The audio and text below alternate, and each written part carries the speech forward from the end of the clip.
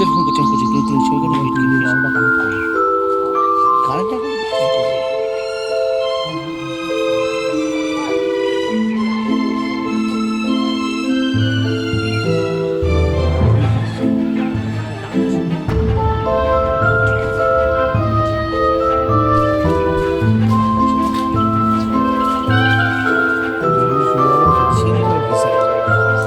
অফিসের ফোন করছেন কিন্তু সেখানে